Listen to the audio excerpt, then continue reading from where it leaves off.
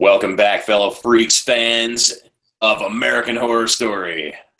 We are coming at you for another exciting episode of The Creep. Courtesy of Monkey Caviar, we are going to give a very, very special birthday shout-out to our most glorious leader, Tiny. He is currently doing this thing.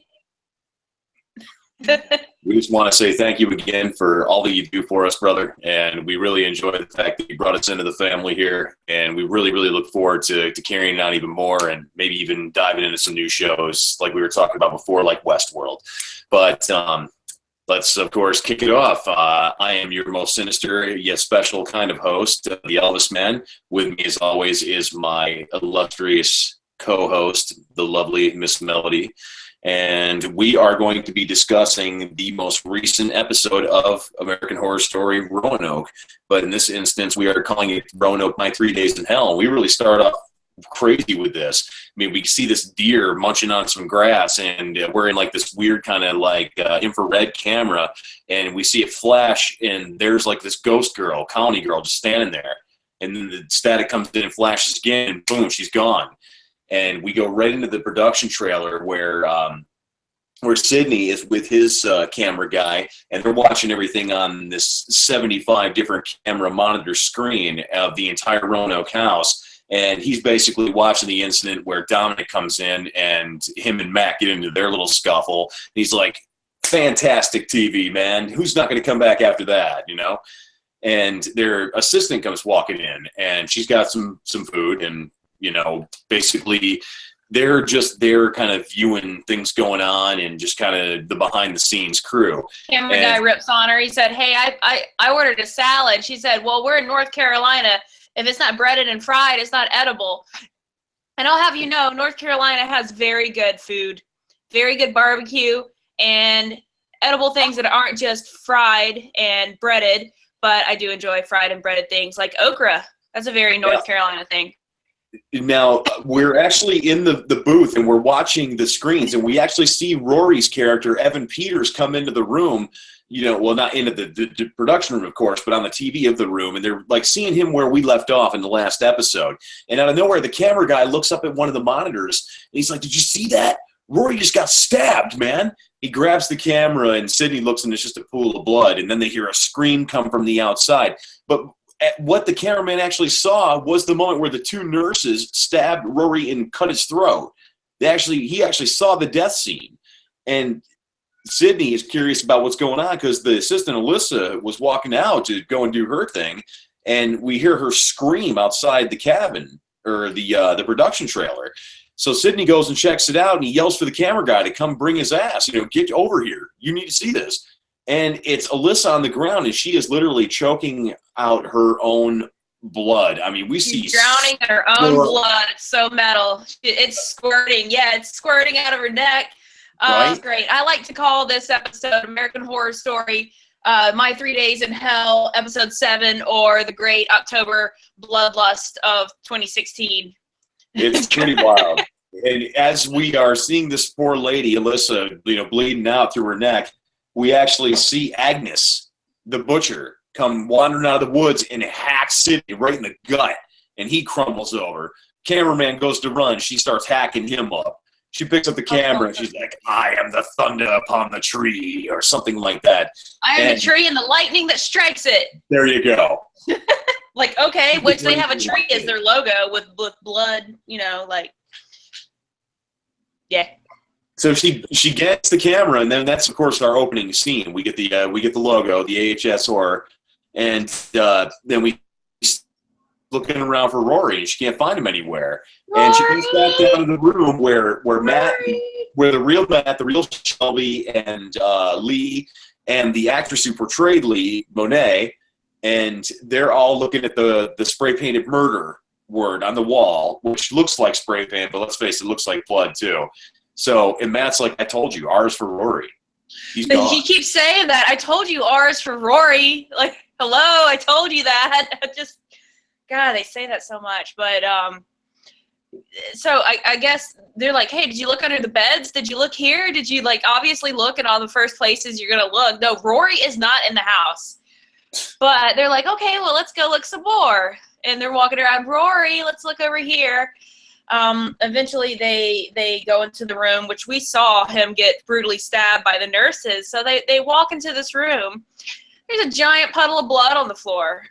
Yeah, oh wait, before that, Lee's like videotaping everyone, which, you know, I kind of like Lee. Like, she's really annoying because she's like, don't drink, don't do this, and don't have fun. But she carries a gun for protection, which I would too if I were back there. And she's videotaping, documenting everything because she knows how TV works, and she wants to have her own references to look back on so they can't manipulate the footage, and she wants everyone to believe that she did not kill Mason. So they go back into this room where Rory got stabbed, and they see the blood, and they're talking to Dominic. Dominic says that I've worked on horror movies before, and this doesn't smell like corn syrup. So he's pretty sure it's blood. Out of nowhere, Audrey, she says, oh, I know. Rory ran away with Brad Pitt. This is Sydney, and this is him leaving the show because they think it's staged. And then she goes into talking about her age and how could I ever land such a young man? If it's a 20-year-old actress and, you know, with an older man, it's no big deal. Pretty much, she's having a pity party, and it's annoying. Yeah. Like, well, she thought that he got a better part. She thought that he got offered a better role, and that's why he bounced. And then he pulled a Brad Pitt. That's what she was saying there. And then she started getting nervous because he had taken off and he didn't say anything to her. And that's where she's thinking that, you know, okay, the whole age thing, it was, you know, all line, you know, it was some of the... Every time she is in that confessional booth, she starts talking about how she is older and how he is younger. And she just keeps going back to harping on that. But we know Rory's dead. So after this whole scene, we actually go forward and we see Agnes hiding out in the bomb shelter basement, and she's got the camera on her, and she's basically doing this whole self monologue thing. But here's the really freaking crazy part about this: it's like straight up split personality. And even if you were watching the show with the captions on, like we like to, because we don't like to misunderstand a single moment, we actually see the captions come up showing that Agnes is talking in her normal voice and she's talking in a Thomason voice. It's like this split personality disorder where they're constantly combating who is controlling the mind. Well, they diagnosed her with affective schizophrenia disorder. So she's schizophrenic. She has multiple personalities.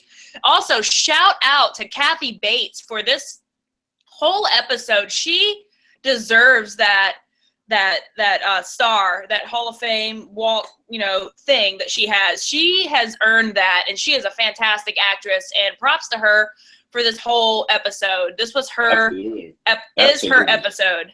Absolutely. She really did, and she pulled this role off so well.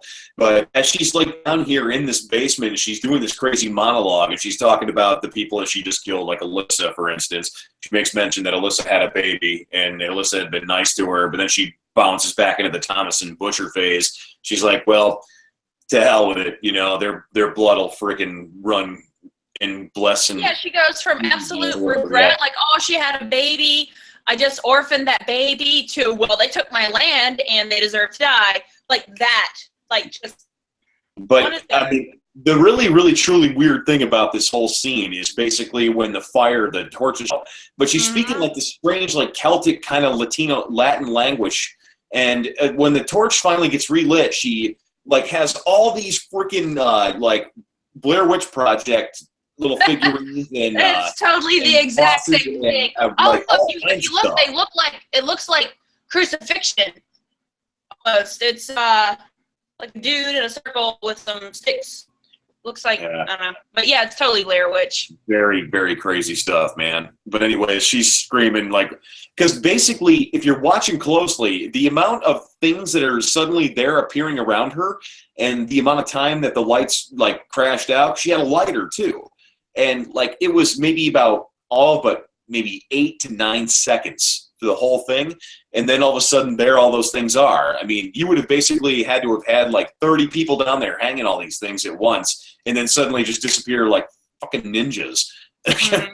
But so after the cut scene, we come back and we see Shelby in the kitchen, and we see Dominic, Cuba Gooding Jr., come in, and he's acting all freaking Rico Suave scumbag, and basically hey, We still He's got such a something. dick. Are we ever going to talk about it? You know, we had some magic. And she is just really getting pissed off at this point. She's like, dude, piss off.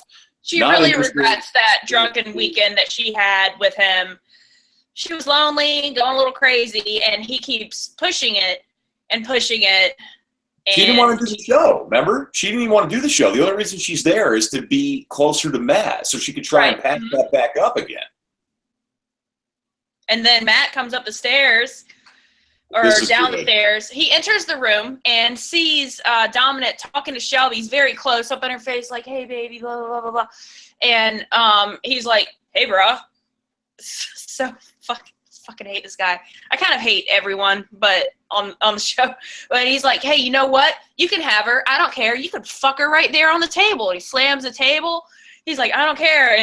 And Dominic's like, whoa, Yeah, kind of, you know, the freaking out. scumbag, I guess you could say. And he pops himself over into the freaking confessional booth for reality TV. The infamous confessional booth where you're supposedly by yourself, but yet you're talking to the entire fucking world. Yeah. Which is Trump's on Cuba for this little monologue too. But anyways, he starts talking about the fact that, you know, the douchebag, the asshole, the bad guy tends to get the real camera action when it comes to the show, and how Sydney had hooked him up with this body camera, like this necklace that was kind of cheesy looking, but yet he's talking about how he's planning on ruining people's lives with this little toy. And because he needs another necklace. it's just redonkulous. It really is. So he goes on, he starts yakking about how he wants people to tune in for ratings. So you got to think that his only interest, because he knows there's like mad cameras throughout the entire house, his only interest is basically to be the popular guy at the show so he can get more airtime and so he can kind of get the screen bump. He wants to be the dick because Dick is always the star. And he said, I'm ready to ruin people's lives. He does not give a shit about anyone but himself, ratings, and getting paid and getting more popular. Well, he better start giving a shit about somebody else, because out of nowhere we're upstairs and we see Shelby kind of crying and, you know, being herself or whatever because of the whole Matt fiasco right there. And yeah, she's upset because Matt basically said, I don't give a damn. You can have her, whatever. I'm done. He just kind of walked away. Maybe he gave him the invite even.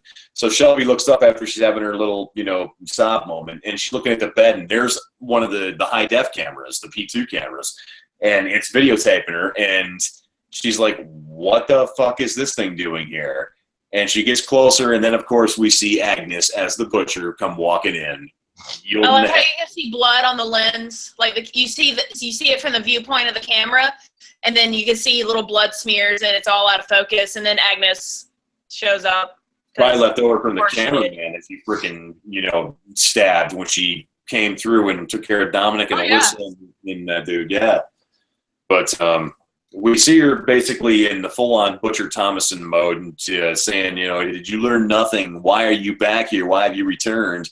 And she is just getting closer and closer with this hatchet, and Shelby's getting closer and closer to the door where nowhere to walk. And I honestly thought this was kind of crazy. She goes to run, and literally Agnes puts the hatchet right down on her left shoulder, like hardcore. Whew. We're talking like blood spurt hardcore. I mean, she really laid into her. I'm surprised she didn't take her arm clean off. That was brutal.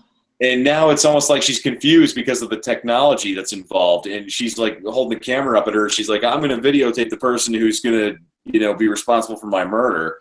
And then throw back to Madame. Goes back into this weird freaking chanting mode again. And then she goes to raise the hatchet up and like really bring it down on Shelby. And then out of nowhere, Dominic comes rushing in and grabs her and basically scuffles around a little bit. You know, they clash, and he bangs her into a mirror and throws her onto the ground unconscious. And he goes to rush after Shelby, of course, because he wants to be Mr. Hero and go ratings. I was hoping he killed Agnes at that point, but I love Kathy Bates, so I really didn't want her to. I want her to keep coming back and killing everyone. But yeah, so he slammed Agnes against the mirror. She falls to the ground, so he rushes over. He's got like a sweater or something, and he's consoling Shelby. She is crazy, and Elvis actually said this earlier. The scream that she lets out is very similar to the White Witch character that she played in Coven. whenever she was stuck in hell, spoilers, Misty and Day. she had to dissect the frog constantly. Yeah, It was Misty Day. That was a really upsetting moment in Coven. That really was. I never expected them to get rid of Misty like that because she was such a such a pure, nice character. She was like the purest character on American Horror Story, the series, any season. Killed not once but twice. Condemned her to hell. Yeah, that's terrible. Burned to death in the first time, brought back, and then gone to hell to prove the seven rights, Seven Wonders. Seven Wonders. Right? Yes, yep. That's what it was. But yeah, and you have to die and come back. And we're trailing now. We need to get back. We're gonna recap Coven one day. The group comes up and they take care of Shelby. They patch her up and they put pressure on the wound and starts helping it out. They yell to the cameras, expecting Dominic to come, but obviously we know Dominic is not going to come. So we see Monet in the booth talking about how, it's been an hour, no ambulance. I don't think anybody's coming.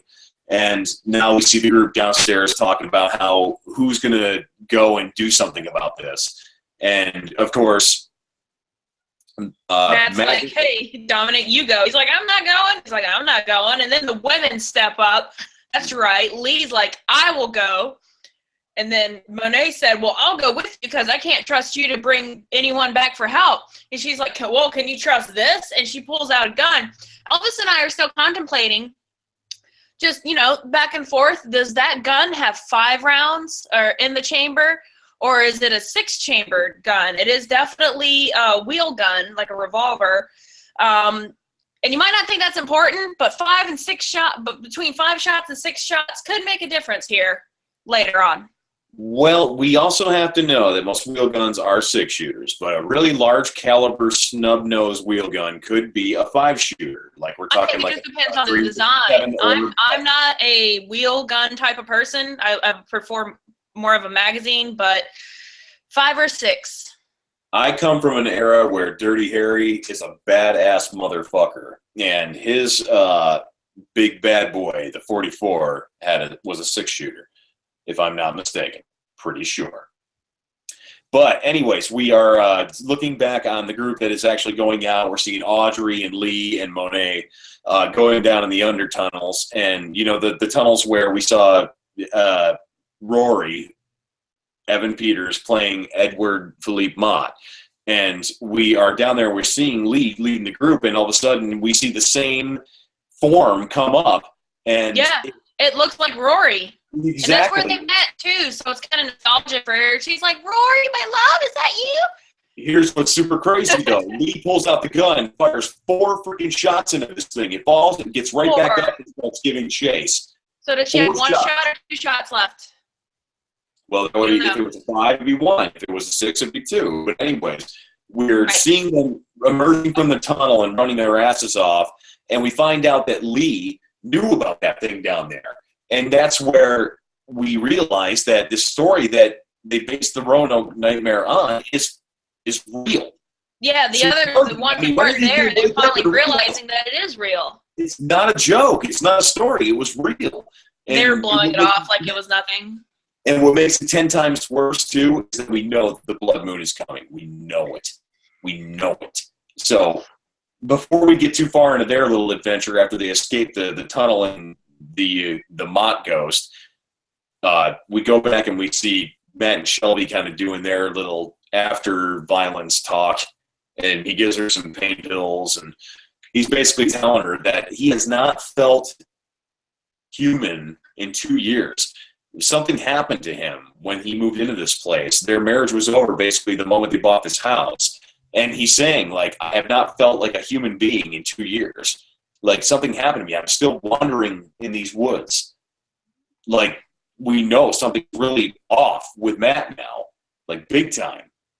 If I may interject and say that at this point, you pretty much get that the Scavenge, when he had his sexual encounter with her, or it took a piece of him with her, either enchanted him or took a part of maybe his soul, if souls could come into play. But the encounter with her changed him, and not for the better. She did become some form of a deity. We know that. We know that she did. But it just gets weirder and weirder with this story. Yeah, she was the first Supreme. She's like totally powerful and awesome. We have not proved that yet. We think that. No, Ryan Murphy said that. Oh, is that right? Yeah, he did. Okay, well, I'll show you later where he said that. Until they actually show it on the show, I'm not sure that America's going to really believe it anyways. But anyways, we're seeing Lee, Monet, and Audrey in the woods, and they're noticing that it really is the blood moon coming out. And they finally come across the production trailer, and they're looking around, and that's where they see Dominic, Alyssa, and the cameraman slayed big time. We're seeing Dominic with guts hanging out, Alyssa with her throat cut, as we saw originally, and the cameraman with multiple shots to the back with the hatchet. And Monet runs into the trailer looking around for phones and her computers, nothing there. No means of contact, nothing. And the car, tires are slashed, won't start. They're basically stranded. Nothing. There's nothing there that they can help them out. But what makes it even worse is that we saw in the previous scene that the blood moon is actually upon them. Remember when we said earlier on they were filming the Roanoke Nightmare in the summertime? Matt came into the kitchen in episode 6, and he basically said, when were you guys here? They were like, okay, we were filming in the summertime. He's like, so they didn't have the danger of the blood moon at all. Exactly, and that's when they were there, and that's where this real story is coming from. It just got mutated. We were here for 8 months and nothing happened, or 8 weeks, and that's why. And Rory said, he looks out the windows, not Rory, I'm sorry, Matt looks out the windows at the blood moon. Well, craziness in the whole conversation here. We see Audrey kind of staring off into the woods with her phone, and then all of a sudden, out of nowhere, Agnes. Oh God, it's Agnes. Yep. And what does Lee do? Lee pulls out that revolver, shoots her here, like in the shoulder. Yep. One time. I said to Elvis, I said, you know what? Why wouldn't you double tap at this point? Why would you not? It's Agnes. She's killed people. You've seen her kill people. You know she killed people. She's trying to kill you. Shoot her 2 times. Maybe because she only has those 6 bullets and she only has 1 left and she's saving it. So maybe that's why. She got her and she saw her go down. Or if it was a 5-round and she only has 1 left. We're actually, later let's look up what kind of gun she has so we can put that to. Either way, I think she would have just shot her 1 time and said, oh, let's run away. No, kill her. Sorry. Just bloodshed and stuff. Why don't they go like Gears of War on her ass and just freaking curb stomp her head in the ground? Yeah, pull out a rainbow lancer, just chainsaw right through her. That's what I would have done. Well, we're back in the woods after they retreat from Agnes and her little attack, and we see Audrey doing a little video saying, Rory, if you find this, I just want you to know that I loved you, and, the months that we spent together are the best years of my life. And all of a sudden we see a blood trail and start dripping down her face. And that's where Monet comes over. She's like, "Are you bleeding? Are you cut? You're bleeding." Oh my God! You look up. How do you not feel something drip on your face? Not good. It's Rory. He's strung up bad. He's basically like full on crucifixion pose, but he's held up in the trees like a fucking ornament. They got his arms tied and his legs tied, and they got his guts are hanging out, hanging there. It's bad. It's bad. I swear I saw his mouth move. I did. I'm going to go back and watch it again. Poor Rory.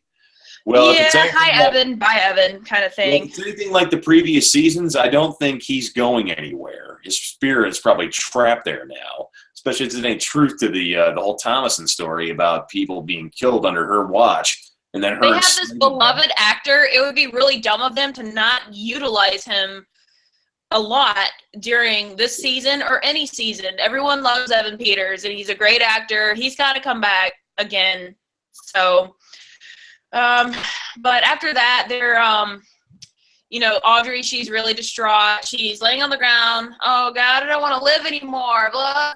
And there are lights. They don't really look like torches. It's not torch light. It's LED, like the clean, bright white light that you see. Like they're flashlights. They're not torches, and they're coming through the woods. They're like, oh, does that help? No, it's not help. And Lee, obviously, run, hide. We have to hide, you know? And so they're hiding in the woods, and Audrey, no, don't. I want to die. I don't want to live. They're like, come on, girl, get up. Come on, come with us. And, they're not very good at hiding. No, they're not, because the Polk thing, we actually see the They're Polk yelling. They're still yelling. It's cattle prod the shit out of them. They cattle prod the shit out of them and drag them away. And then we're back down in the freaking basement again with Agnes with her gunshot wound. I mean, I gotta tell you, man, if this chick is older, she's pretty goddamn resilient. I mean, she's been into a fight with a younger, stronger black dude, Cuba Gooding, and she's been shot with a 357 or a 44. This is where the deliberation comes in, because she actually takes a pair of needle-nose pliers, sticks them in the fire, and yanks the freaking slug straight out of her shoulder.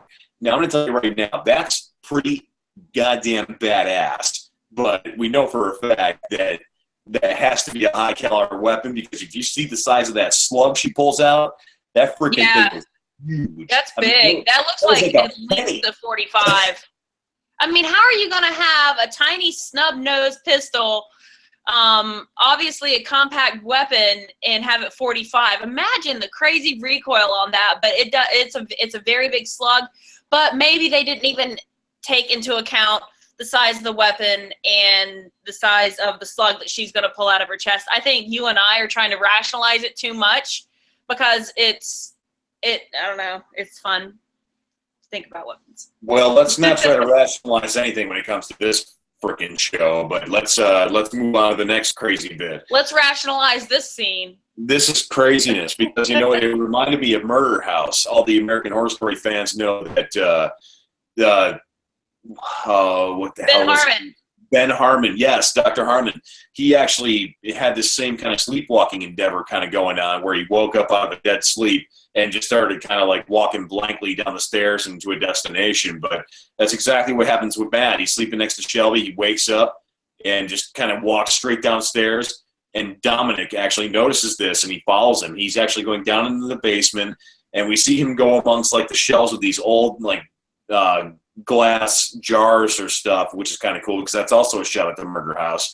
And that's when we hear Matt saying, I've been waiting for you. And that's where we see this figure go and grab him.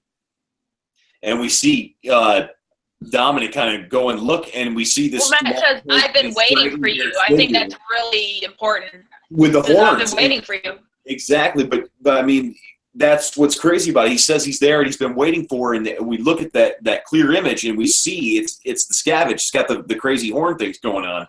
Yep. And that's when Dominic rushes upstairs, grabs Shelby, probably in an attempt to actually stir up some more shit for more ratings. Oh, yeah, of course, because he kind of fake wants Shelby because, she's fine. So he's like, hey, come look at this. Well, this is when he doesn't try to stop anything that's going on. Shelby goes down in the basement and actually rounds the corner and sees the Scavenge, the real Scavenge, riding freaking Matt like straight, cowgirl style. And Shelby's like, get off him. She grabs a crowbar and starts swinging and actually takes a shot at her. And if you actually look at the Scavenge, that is not pretty Miss Lady Gaga. That is some old crusty bitch right there. That is not Lady Gaga. So Matt's like, I came here for her. Yep, Matt actually confesses, no, don't. I came here for her. I'm in love with her. I'm here for her. Oh, shit. I'm going to give this one to you, babe, but I'm going to say this. Billy Rabe went straight Negan on his ass. Go for it. Matt got Negan'd 10 times. He got Negan in the head. Oof. You think if Negan ever lost Lucille, that he would maybe pick up a crowbar, or he would make another Lucille? But yeah, that was gory, because I love how it zooms in on the initial strike of Matt's head, and you can just see that crowbar just go into his soft little skull, just like. Yep. You definitely see the skull give way in the first hit alone. So gory. I love gore. The first hit knocks him to the ground. The second hit is what caves the head in. And then if you look at that thing when it's done, you swear to God, it's like somebody ran over a fucking possum in the road. That's what it looked like. It looked like just straight smashed in. But someone spilled a bunch of strawberry jelly on the floor. The skin in the hair. That's all you could really tell.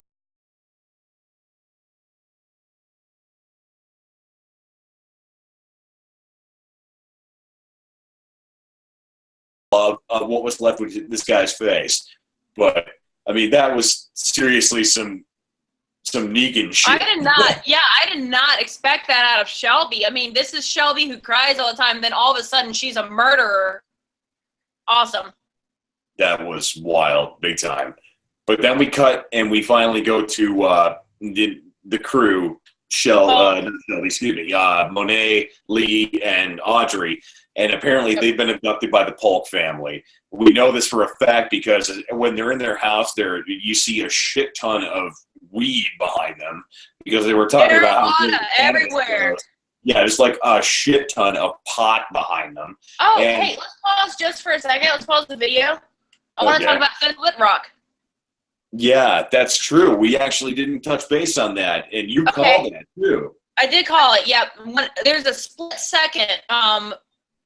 Right before the ladies get abducted, they're recording with their phones, and there's a man, and he's wearing suspenders, and he's obviously very inbred, but you see his face for just a second before he knocks him out and drags him away.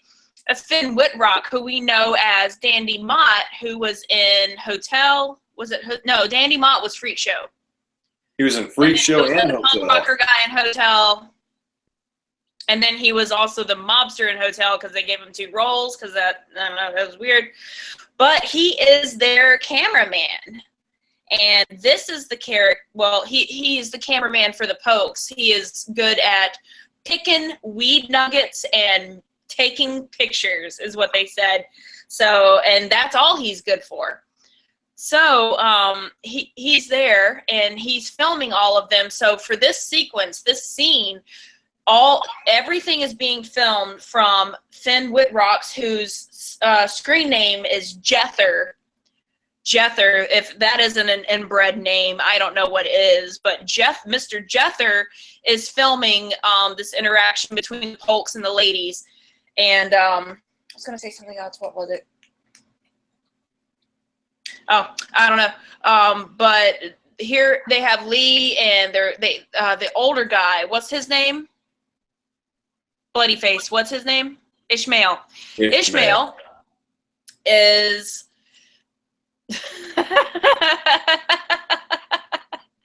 I'm sorry. That's so cute. You have something to add, Bloody face?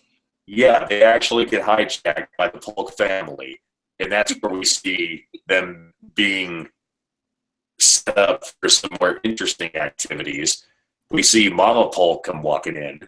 And the interesting thing about Mama Polk is that if anybody's a big HBO fan like I am, they know that Mama Polk is Jane from Deadwood, a very, very popular character that actually survived the entire series, which is strange for living in the Old West and being shot up in a gangsterish kind of Old West town.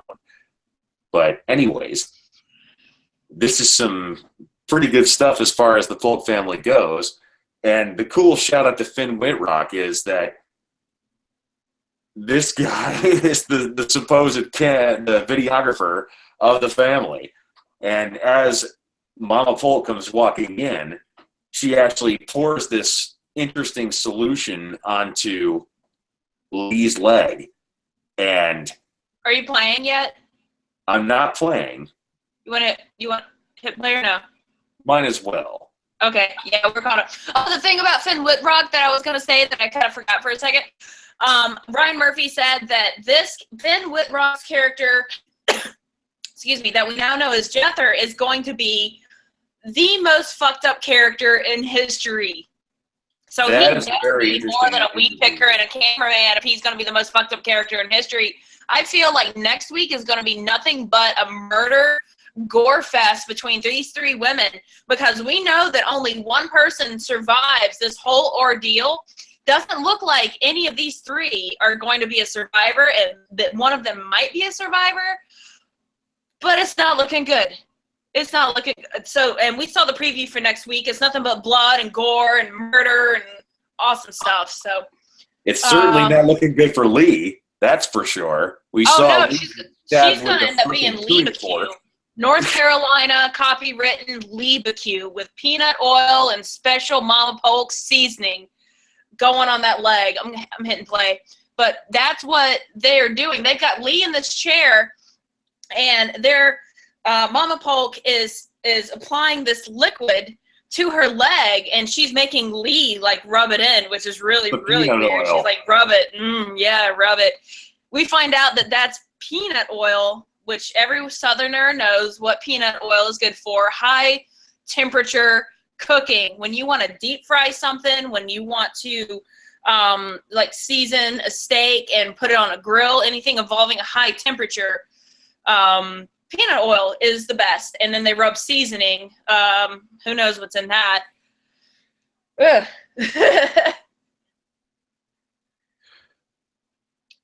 So, but as we actually start progressing back on, we go back to the scene where Shelby is kind of recuperating from her aftermath of her Negan incident. And we see Dominic in there trying to comfort her. And she's just catatonic at this point in a way. She's holding onto the crowbar for dear life. She won't let it go. And all he wants her to do is just drop the crowbar and talk to him. But he's trying to play the hero role here now and basically try and get her to calm down a little bit so obviously he doesn't get in line next for the Negan incident. I don't know if Matt really cares about Shelby or not. I don't think he does, but he's doing a good job of like covering it up and just pretending. I think he's just trying to get murdered, not trying to get murdered at this point. So they're in the bathroom, and she had this crowbar, and he's like, give me the crowbar. And he's like, hey, you can't deny the fact that you killed Matt. There's cameras all over the house. Someone's going to know.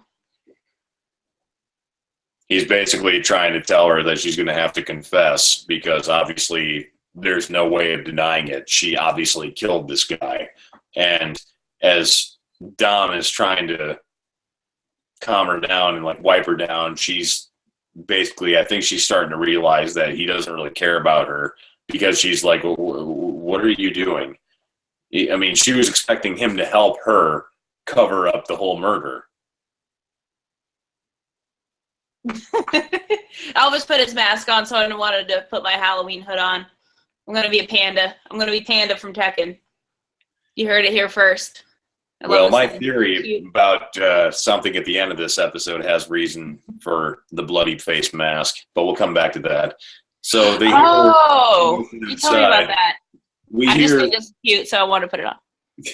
We hear this commotion coming from outside, and we look out and we see Agnes start throwing gas cans around, and she start yelling. But then we come back to Finn Whitrock doing his videography of Audrey and Monet being captive, and we go and zoom in on his brother doing a big rail of coke, and then Mama Pole comes walking in smoking a huge doobie and throwing down some interesting looking meat at the feet of Audrey and Monet.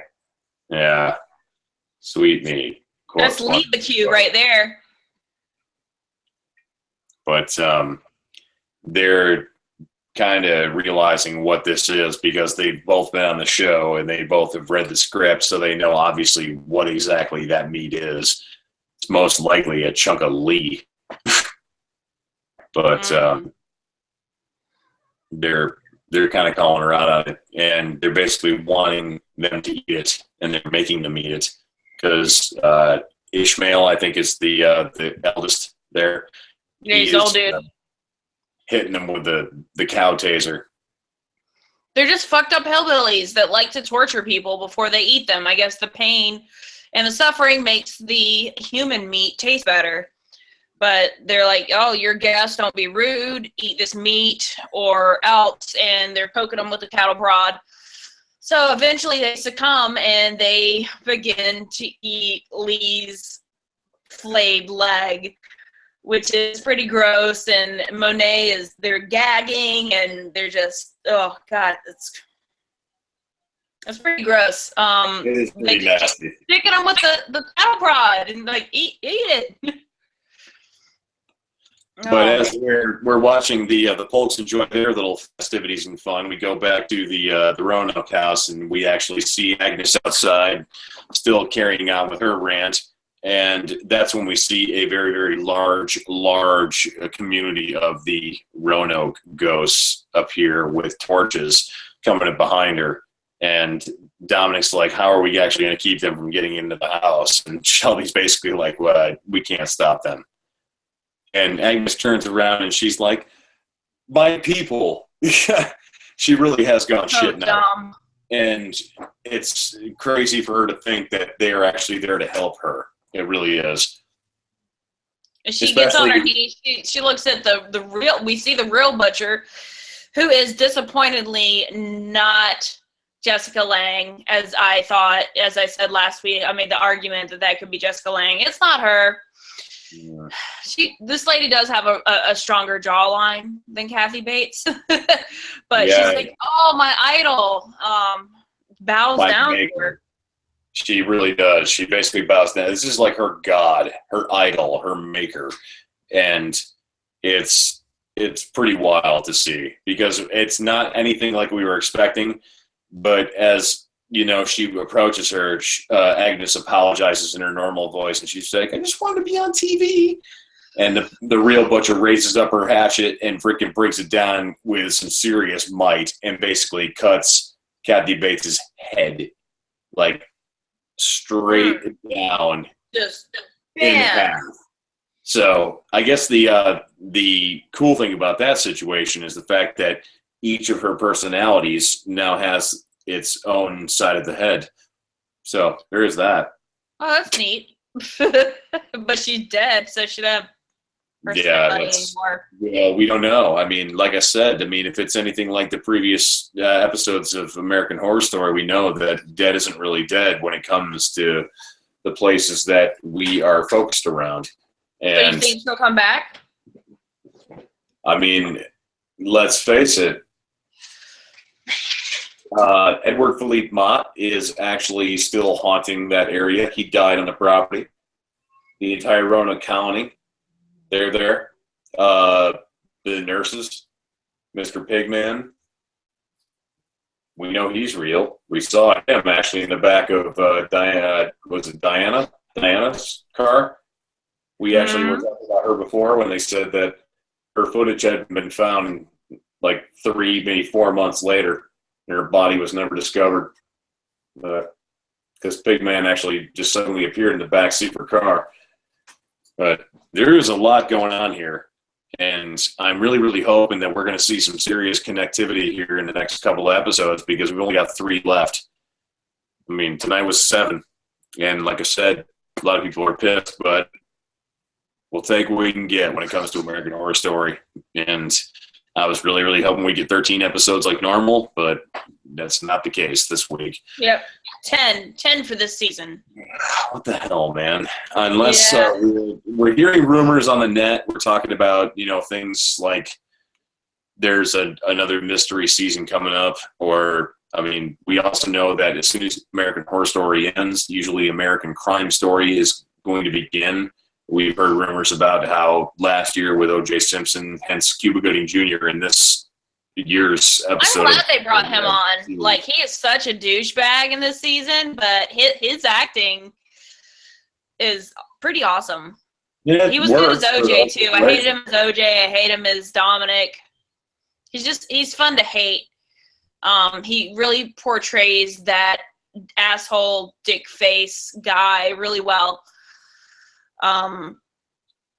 So there's a rumor that if we think about Evan Peters, I don't know if any of you guys actually do Instagram, but he was seen with like a full beard and scraggly hair. There was speculation that he can maybe be like a Charles Manson character, and with all the pig stuff from this year with the trailers, with the crib that had the little mobile that said pig, and the Charles Manson stuff, that maybe he's going to be Charles Manson on American Crime Story.